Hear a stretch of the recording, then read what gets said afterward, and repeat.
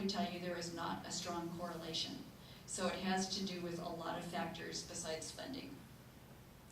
So maybe we could start to get the panel's perspective on exits in your part. Everybody's in a slightly different sector. They haven't been. Where do you see exits coming? What has to happen for exits to occur?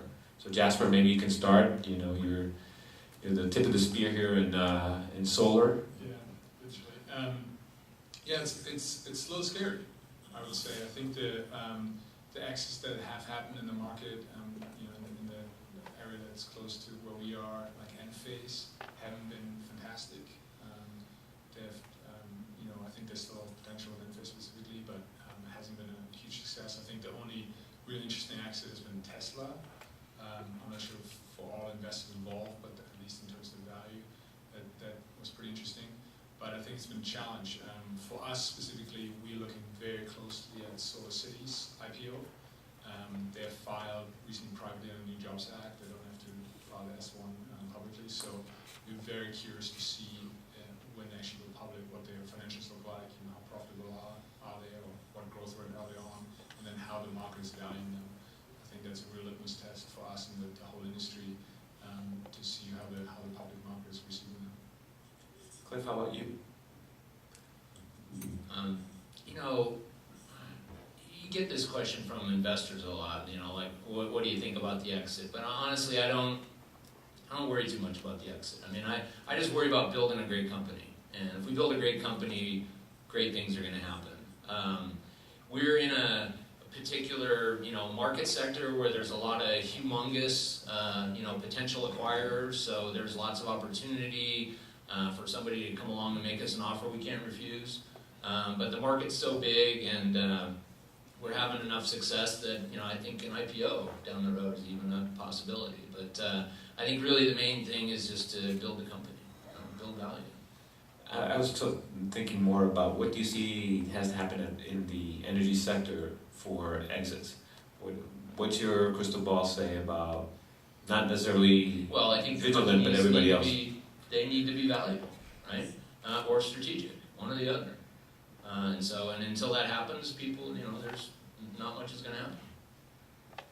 Jim, what's your point of view? I agree with Cliff.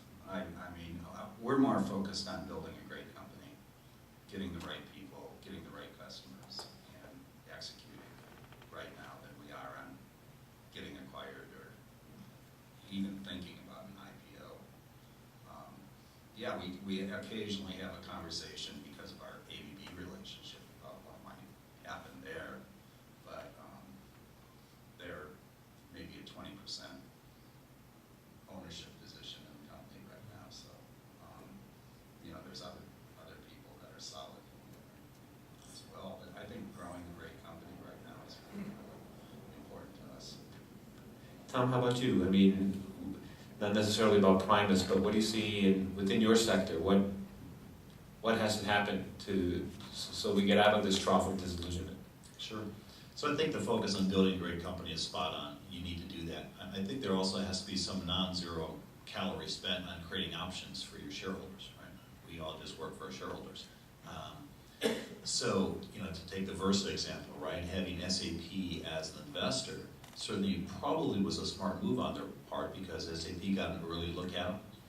They were around the table. They were on inside discussions. They kind of knew whether these guys are hot, whether they're growing, what's going on, were they really making money. So having a strategic at the right maturity level of the company certainly makes sense because that creates options, right? And it could create bidding wars, right? They had a couple of strategics, right? There's best way to get a price is to have two people watching, right? Like an auction. So that's a part of it. I think some of what I feel here in the U.S. is that the instability of policy causes a lot of problems. We feel it. You guys read about it. There's an election coming up. But we're competing against countries, and I'll mention China again, that are run by engineers, and the U.S. is run by politicians, run by lawyers. So we have no real firm long-term energy policy. So it's harder here for investors to make money and harder for companies to have the wherewithal to address these markets if rules like investment and tax credit are changing and production tax credit, and these things that kind of come and go with a time constant of 4 years.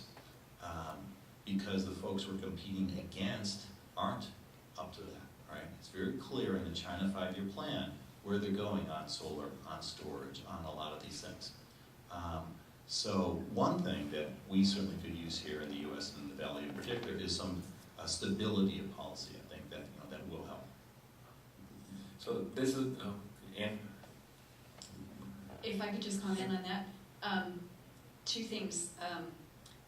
On the compliance or regulatory side, there's a very good case study on this. If you look at IT security, what you see is that the spending on IT security, about up to 15% of it, there's been a steady, slight increase among enterprises who have driven their security budgets based on compliance or regulatory environments. Why? Because that world has been very, very stable in one way. There has been increasing compliance required over the years, and the rules keep getting stricter and stricter. And guess what's happened with the multiples, the exit multiples? In that, they've gone up. They're still going up. So that's a very consistent view. The other thing I would say from the outside about this sector is customers. So if you listen to people who are in not just this panel at all, but in this industry, what you still hear about are really, really good customers that they have. But what you don't hear is we have thousands of customers, unless you're in a consumer-related business. But you don't hear that typically. And you do hear that in obviously more mature industries, but you also hear it in industries that are associated with large size. So I would just say that this is a very young industry in a number of ways. Yeah, so if we push on what Tom had talked about, started talking about policy and the fact that you're startups, how do you deal with government regulation and this policy? How do you respond to that? How do you try to affect that as a startup? Because regulation is clearly an important driver for you. Cliff, can you start? Well, I'm not quite sure what you mean by regulation. I think regulation affects more probably the generation side of energy than it does the sort of end user management of energy side. That said, there is some, what you might think of as regulatory kind of effects having to do with things like rebates, that sort of thing, that have been beneficial for us early on. And then as we mature and get more and more customers, that becomes less of a beneficial thing for us. But the sort of like constraints or restraints on business that you usually associate with regulation, I think just doesn't really affect us. So you don't see anything. How about you, Jim? Do you see any effect of regulation on your side? I in some ways I echo what Cliff has said. However, I also think that our company's been looking globally now at the maturity of the energy markets and how far they're open, and whether you can do things like bid exotic products into the market and have the market pay you for them, like using the batteries that his company makes to participation in regulation up and regulation down markets, which are very technical. And the maturity of the market and the regulations that the various governments have are all over the place. Even in the United States, FERC, the Federal Energy Regulatory Commission, who we do track, is just really recommending that negawatt generation or energy savings, energy management, and other products be on parity with generation. So a generator sells capacity in the market. You can sell negative capacity on the market, and theoretically, it's the same thing. And you should get monetized at the same level for it. And those rules and regs are all over the place right now. So we're tracking that very, very closely on a region by region, global basis, because data centers are everywhere. Did you have anything to add? The rules and regs are indeed very Byzantine and gerrymandered. It's amazingly complex. We're trying to spend some money on this to figure it out. We have the approach of an ounce of prevention is worth a pound of cure, right? So if you can prevent regulations from going the wrong way, that'll save you a whole lot of money. So we're spending a little bit of money on that. And actually, you know, it's surprising that you, as a small company, we're 22 people, right? That we're actually able to affect a California law, SGIP, the Self-Generation Incentive Program, had a proposed ruling, and we argued with data in an email that no, it should be 4 hours, not 6 hours. And they accepted our argument, and that law got changed, if you can believe that.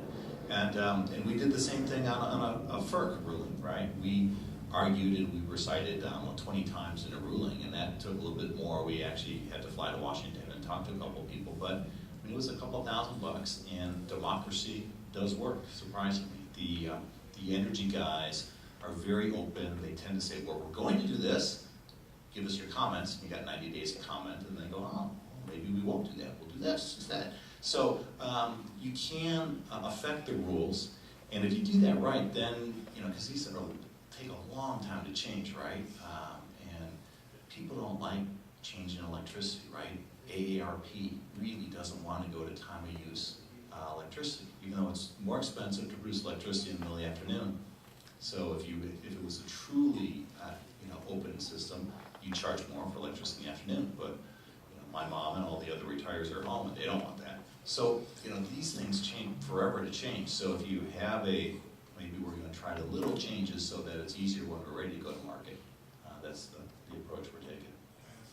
Sure, go ahead. Sure. So with a really small team of 22 people, how do you keep track of the different pulls out there that might hurt or help your company, and then how to respond to it? Like, where do you take the resource from? That's a good question.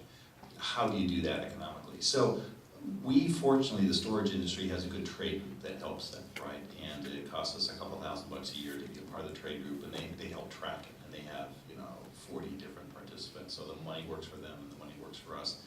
We do have a part-time adult supervision guy, I call him, because he's older than I am. I'm the oldest guy in the company, so I really like having him around.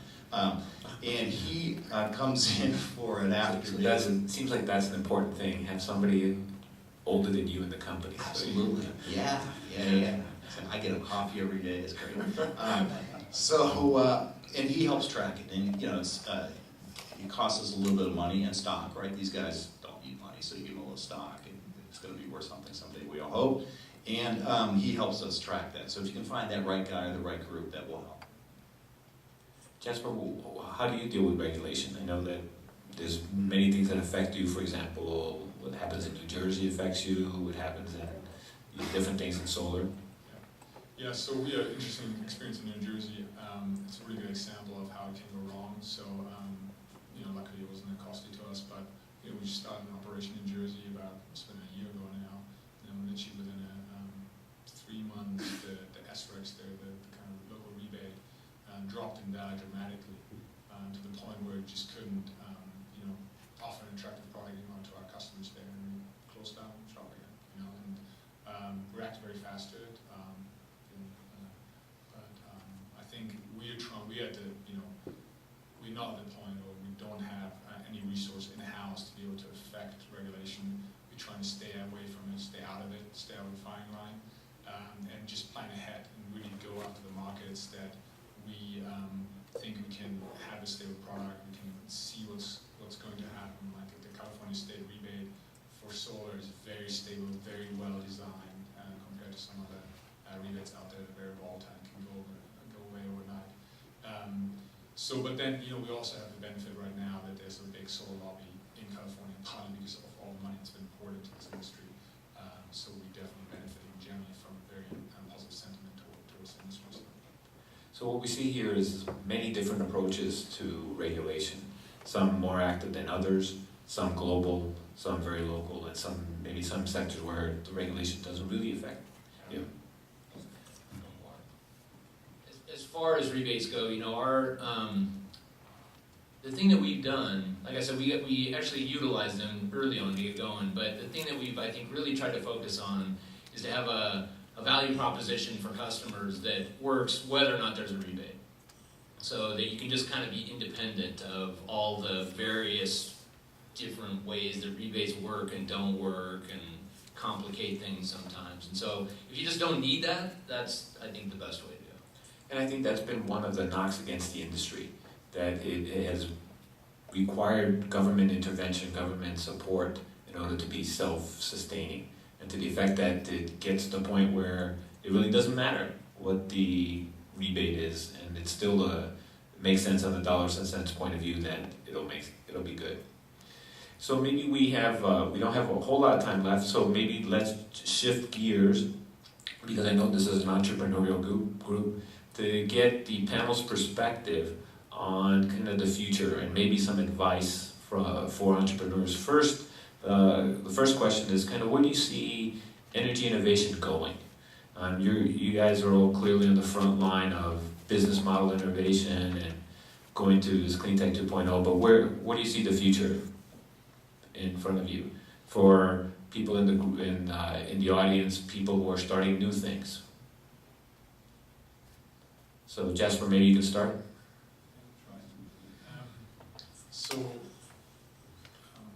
One interesting development that's very complex, and some of the other panelists might have more knowledge about this, but just the challenges that utilities will face in responding to all the distributed energy assets that will be placed on the grid just because it's becoming cheaper and cheaper. I think that's a highly complex problem, and I think there are a lot of companies already trying to solve that. I think it's still early on, and I think we've just seen the start of that. And whether it's residential, utility scale, or commercial scale, solar, for example, it's going to have a huge impact on utilities and the way they do business. So I think there's a lot of opportunity there. There's one very interesting challenge in my industry specifically is soft costs around installations in residential space. It's ridiculous how difficult it is to get permits in different jurisdictions. It's just very costly, and it drives up the cost for the whole industry. So they're very specialized problems, I think, that are kind of emerging as these industries mature. But I think it all comes back to, you've got to have a value proposition. You've got to be able to save somebody money, whether it's a utility or a consumer, and just have a better product, and that doesn't get displaced within the next few years. So I think that's really critical, that there has to be real cost advantage or a very clear path to have cost advantage. Tom, how about you? So 2 quick thoughts. One is thinking about the energy world in terms of demand side and the supply side. I got some good advice when I was trying to figure out what I wanted to be when I grew up and applied to go to Primus. And that was stay away from the supply side. That a lot of the interest is going to be on the demand side, right? You can see that from some of the panels here. Saving money is more important than being able to produce electricity or energy a little bit cheaper. And that's where a lot of the action is. That's where a lot of the startups have come from. And conversely, a lot of the bloodbath has been, particularly in solar, guys who think they can do the supply a little bit cheaper. So think about supply versus demand. And then number 2, look for, if you're thinking about joining a company or starting a company, look for inefficiencies or look for pain, because that's where opportunity is. Jim? Okay. Before the panel started, I was talking to a fellow and his daughter, and they were talking about Southern Cal Edison. His company enables Southern Cal Edison to collect smart meter data from 5 million meters. And coming from the utility business, I can think back when PG&E and Edison had meter readers who walked around once a month and gathered 1 data point on meters. Now we have millions and millions of data points that have very resolute energy information on how people's houses perform, how their businesses perform, how, in fact, how their devices within their facilities perform, all on the demand side. And this is big data. And it's gonna get bigger and bigger as every device on the planet is IP addressable and is pinging out how much the refrigerator's using and how much the, your little alarm clock's using next to your desk. And the analytics around that big data and the storage of that big data are going to be tremendous challenges over the next few years, I think. And we're just seeing the tip of the iceberg in how much data is going to be available to use. And I think in terms of the energy world, that's going to be a tremendous problem. We're seeing it in data centers, where several years ago, it was tough to find a data center that had anything except maybe the main panels monitored. Now we're getting streaming data on temperature and transactions per second and fan speed and all kinds of things off of every server in the building. Much different world. It's all real time. Ann, how about you? I would second what you just said with the following addition. If you think where the mobile world has taken us in the past just 2 years, if not just the past year, then you think about consumerization. And consumerization to me means having the data, but moreover having the analytics so that you can have management and so that you can take action. The consumerization doesn't just mean for residential in this kind of case. It also means the consumer being somebody who's responsible for the management of perhaps the demand or perhaps the usage and perhaps the reporting of that. And so I would just add, I think that with consumerization, if you will, or mobility, comes also a great deal of flexibility, and I would think about new business models that go with that. Okay. I think everybody's had a lot of good ideas. Tom's advice to stay away from the supply side, I think, is a good one. Really, because the supply side is a commodity, and it's hard to build a fast-growing, high-margin, really valuable business when the business is fundamentally a commodity. The energy business, though, is humongous, and there's all kinds of pain all over the place. It's a really big, really old industry, and there's all kinds of messed up stuff. And so I think that,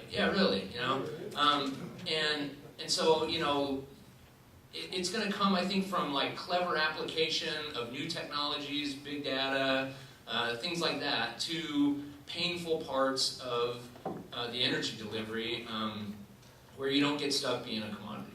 I think that's going to be a big part. So we're about to open the panel up for questions from the audience, but are there any parting thoughts on more advice to entrepreneurs? I know Tom and Cliff have already given some advice. Do you guys have any other advice for entrepreneurs? No? Persevere. Okay, so I'd like to open it up.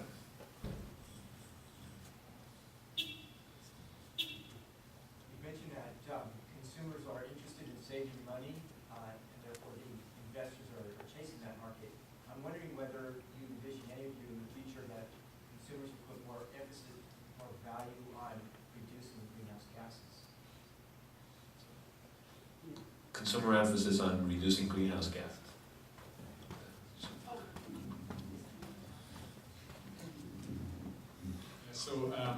No. We've talked to tens of thousands of customers, right, over the last years, and I don't have the numbers. I wish we can write a real scientific studies about it, but I think, unfortunately, in the U.S. that is not going to be the case for the majority for really reaching the big market. It's a little bit different in Europe, I think. I'm German, and in Germany you can see that people are willing to pay extra for green electricity. They're happy for a feed-in tariff that makes everybody else pay a ton of money more for electricity, right? They're fine with that. I don't think that will happen in the U.S. At a large scale. And most of our customers, they want to save money. They feel great about it afterwards, but I think the main motivation is saving money. Andy? What about the intermediate step of being more concerned about conservation, though? Because I was thinking about whoever said that their elderly mother didn't want to pay more during the day. I was thinking when PG&E offered to put that device on my air conditioner to automatically turn it down when energy is needed, who did I think of? My mother, who needs the air conditioning because she has a heart condition. I signed up right away, and it had nothing to do with the $50, honestly. That was for you guys to comment on. I wasn't saying That was the answer. I was saying how typical or is conservation between where we are today and greenhouse gas lots.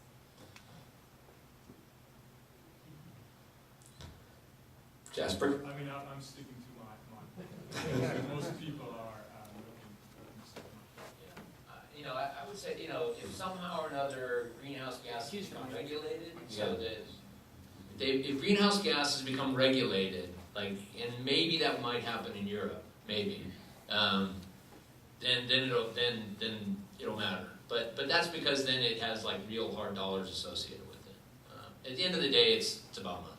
Then it goes back to Ann's security example, governance, regulation. Next question? See, in terms of the grid availability today and having one monopoly servicing me, is there a possibility you see there will be more manufacturers or suppliers of energy wherein a consumer can actually have a reverse auction saying, I'm going to have this much need, who is going to provide me at what cost? It becomes more of a marketplace than I being tied to a single provider. I've been in a utility, and utilities remind me of when they used to have the phone systems and they would bring the wires up and actually plug them into like a switchboard, a manual switchboard. Because I asked a guy, the utilities are all sort of interconnected in some weird way, and I asked the guy, I go, so, you know, if a tree falls and takes down this line, how do you get power to, you know, keep Gallo wine making bottles? This was in Modesto. And he said, well, I just call Ralph. Who's Ralph? Well, Ralph's over at Turlock, and he calls Ralph, and Ralph sets a couple switches, and about 5 minutes later, more electricity shows up on some weird line coming into Modesto. And I mention that example because I think we're going to see, probably not in a year or two, but tremendous change. If you think about what's happened from the phone going up into the switchboard and the choice you have, and you keep your phone number, you can go to different suppliers, and nobody has the same area code and the company, and I mean, it's dramatic that change happened. It'll probably be a bit slower in energy, but I think you will see some of that, and choice will be a huge part of that. And maybe some people will choose because it's green. I think I'm agreeing with Jasper. It's got to be, you know, I'll choose if it's the same price. You know, choose green, but you know, maybe a couple, 2% more, something like that. But there will be more choice, and it will be. We've already seen deregulation the last 10 years on electricity, right? Where it's not as stacked, it's not as much of a monopoly as it is or has been historically. So it looks like the opportunity to have Ralph become an app there. Yeah. So, any other questions? So my question is more related to the big data for the energy sector, all the data that is available. Is there any standards for collecting that? And the other thing is, are the utility companies are ready to share that data with companies that want to do the analysis on that data?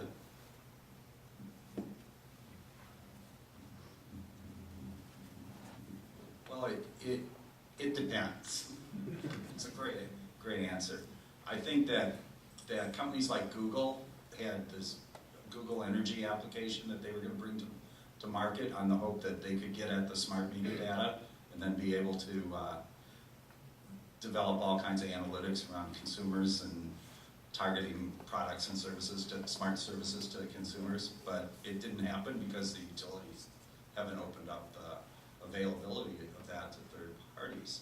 However, the data on the markets is now becoming much more readily available from the market entities like the California ISO, where you can see a lot more resolute data on energy at different parts in California. That doesn't answer your question about the data available in your home, though. And I think that's a battleground that's being fought right now at the CPUCs of the world, where someone's representing consumer interests, someone's representing utility interests. Utilities have huge concerns around will that data actually look like the bill we gave the customer?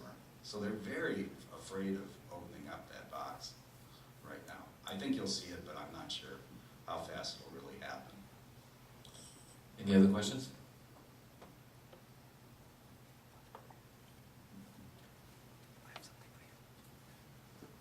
Microphone's coming around. Thank you. Jess, you talked about one of the challenges that we are facing in the system right now. You mentioned that having distributed generation assets on the grid as a challenge. Could you elaborate on that a bit?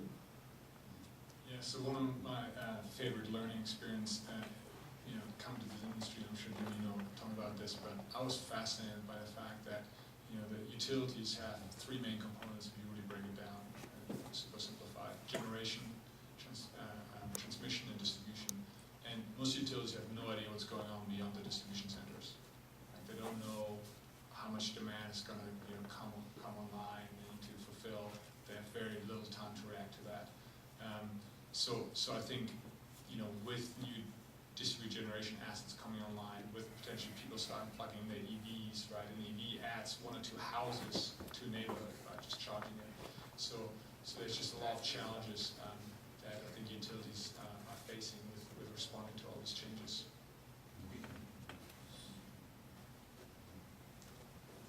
I've got a question, a comment, and a question. First question, I think, Jim, you mentioned the growth of the data center industry per year. Was that what was the number you used, percent? 20%.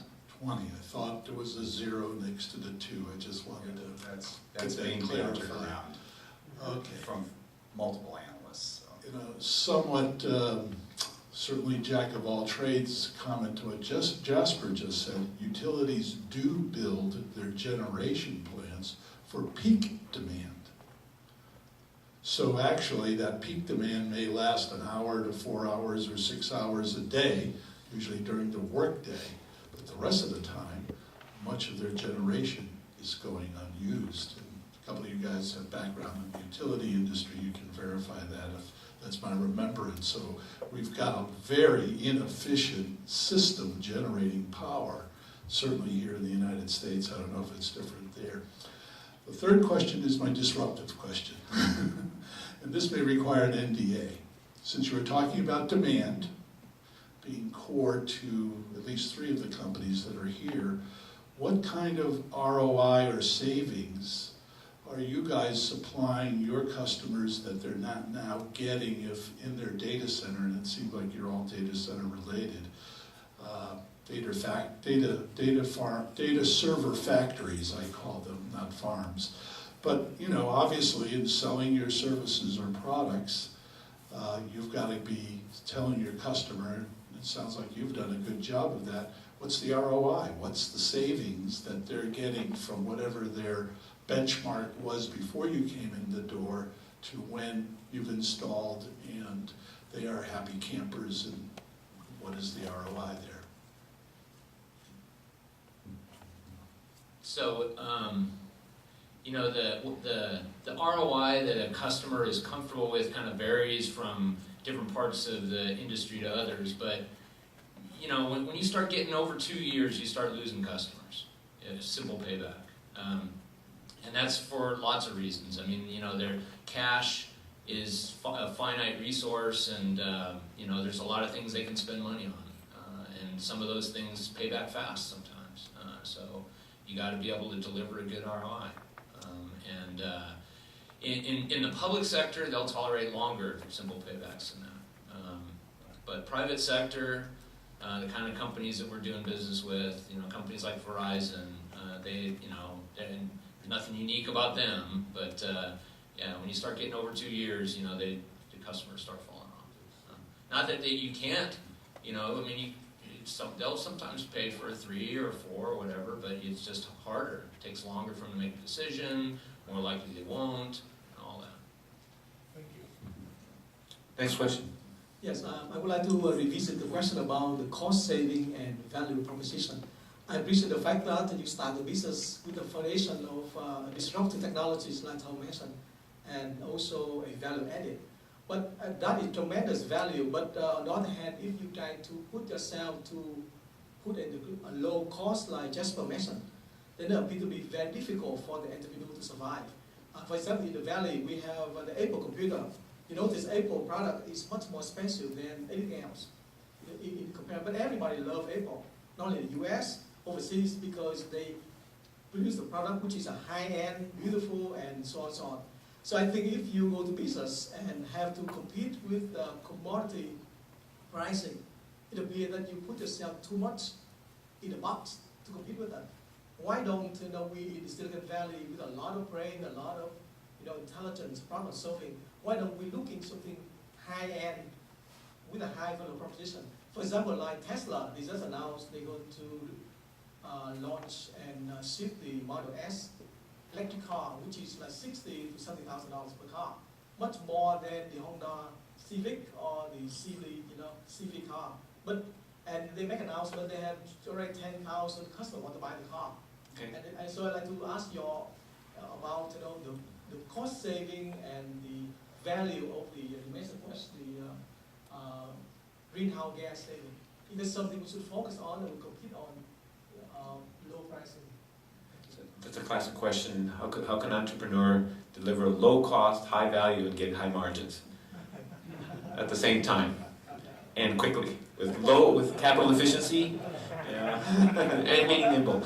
So the way you do it is by solving a customer's problem that no one else can solve, and then you can charge for the price that's proportional to the value that you deliver to the customer. That's how you do it, and you don't get into a commodity market. Stay away from the supply side.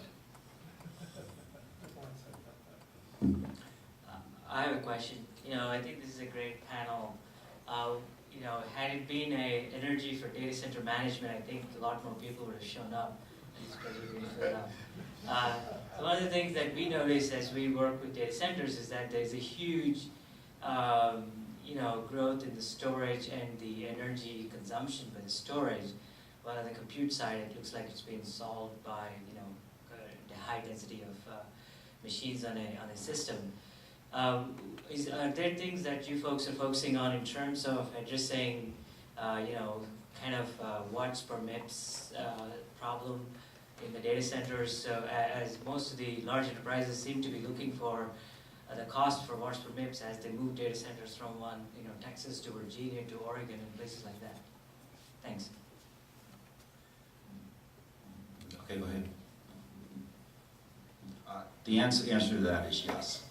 And we're in serious conversations with some of the larger companies that have multiple fleets of data centers nationally and globally. And the most innovative of those companies are starting to follow the energy price to maximize their dollars per MIPS or dollars per transaction, or minimize the costs, so to speak. And I think the world of that kind of arbitrage of data centers across multiple energy markets is just starting. We'll have our last question. Hi, my question is to Jim or others who can comment on the go-to-market model for the SaaS software products into the commercial industrial customers. Because our experience has been, you sell this to energy managers or facility managers, and a lot of this data and integration, they're not as familiar. So the adoption is limited when you're selling this directly. And can you comment on a direct model or a performance management or managed services type of model to bring the software to market? Anything you guys have seen in the industry that's been successful in the commercial industrial space?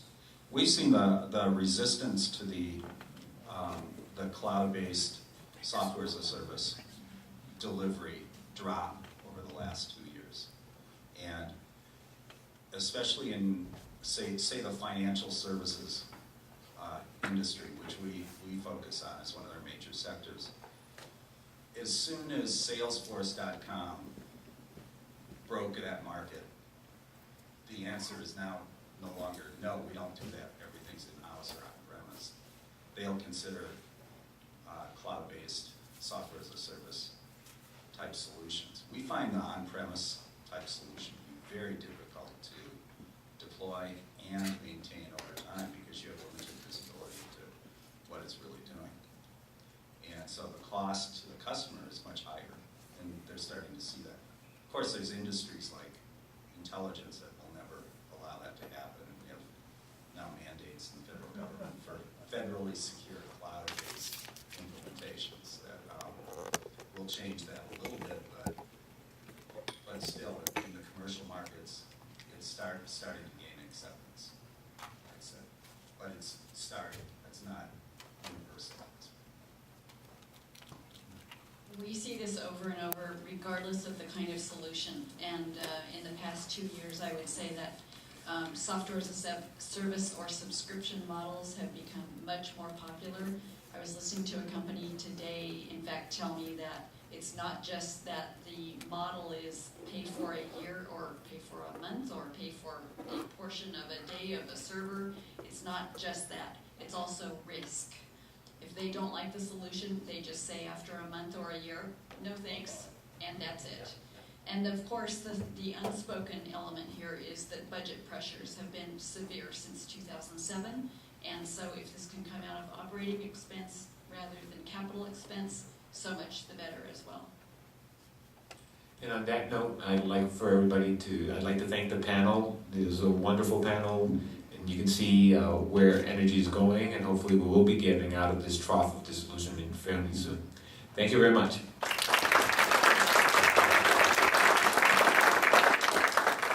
Let's give a big round of applause to Armando also. And if anyone's looking for money, make sure you get hold of him before he disappears. He does invest in energy companies as well as in IT as well. So anyway, thank you again for coming. Please come again.